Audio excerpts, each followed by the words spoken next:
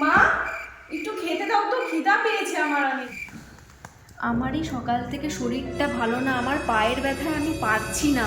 তুই আমাকে একটু খাবারটা বেড়ে দে আজকে। ও ঠিক আছে মা, তুমি রেস্ট নাও। ও মা মা, আমার আমার ইংলিশ বইটা কই গো? উফ, বললাম না আমার সকাল থেকে পা ব্যথা, আমি উঠে দাঁড়াতে পারছি না। নিজে একটু খুঁজে নে। ঠিক আছে। দিদি দিদি, আমার একটু ইংলিশ বইটা বলতেন।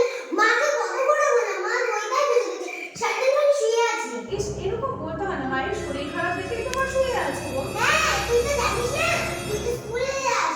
আর মাকে সারাদিন খালি সিরিয়াল দেখে, তখন কিছু খেলাতে পারে না। এরকম কথা বলতে হয় না মায়ের সম্পর্কে। তোর খিদে পেয়েছে গো? হ্যাঁ। চল তাহলে আমরা কিছু খেয়ে আসি, তারপর তোর বই খুঁজে দেবো, তারপরে পড়তে বসিস, ঠিক আছে?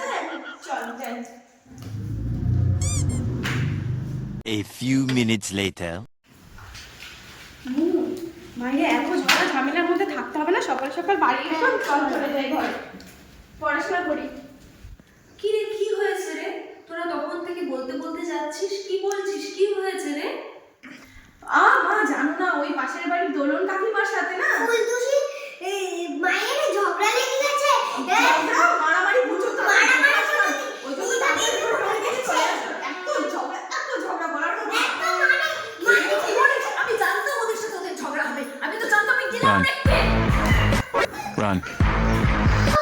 আরে বাস, কি হলো ব্যাপারটা? মায়ের না পায়ে ব্যথা।